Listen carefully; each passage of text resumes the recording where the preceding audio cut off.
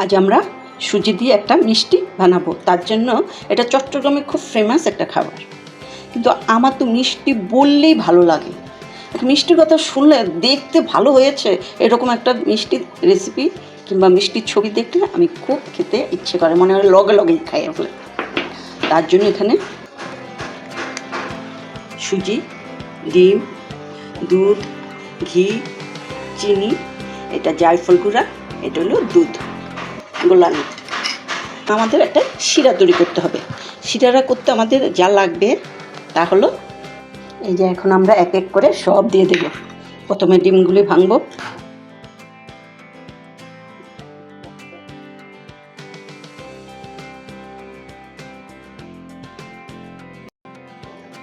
এটাকে ভালো করে চিনিটাকে গলিয়ে নেব।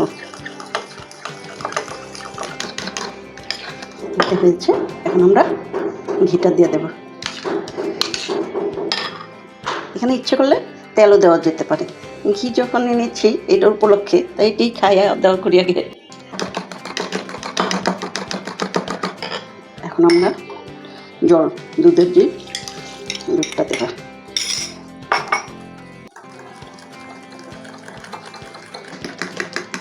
ঘিয়ের যে গন্ধ, আর এখানে জায়ফল গুঁড়া করে রেখেছি। আমরা সুজিটাকে একটু ব্লেন্ডারে ফেটিয়ে নিয়েছি ভালো গুঁড়া দেখানোর জন্য। এই যে 2 কাপ সুজি, আমরা এটা আস্তে আস্তে ব্যবহার করি।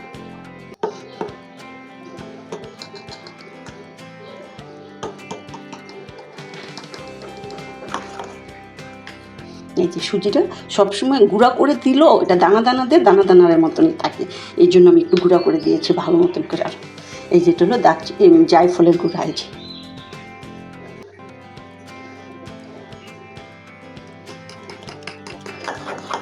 এটা আমাদের হয়ে গেছে মেশানো।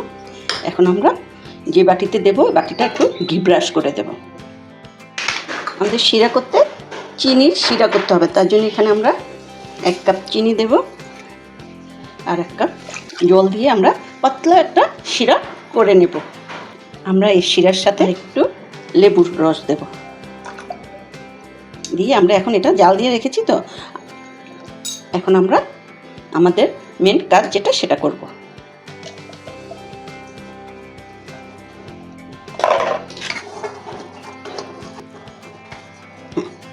আমরা এটা পুরাটা এটাতে ঢেলে দেব।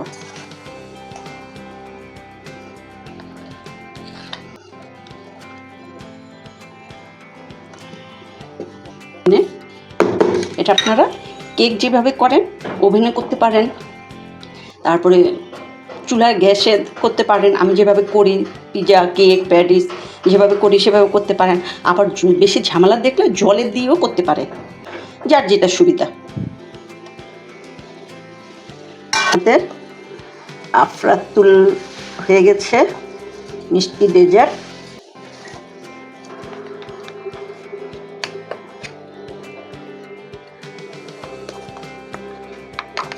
একটু গরম করে নিয়েছি, এখন আমরা পুরোটা এটাকে ঢেলে দেবো।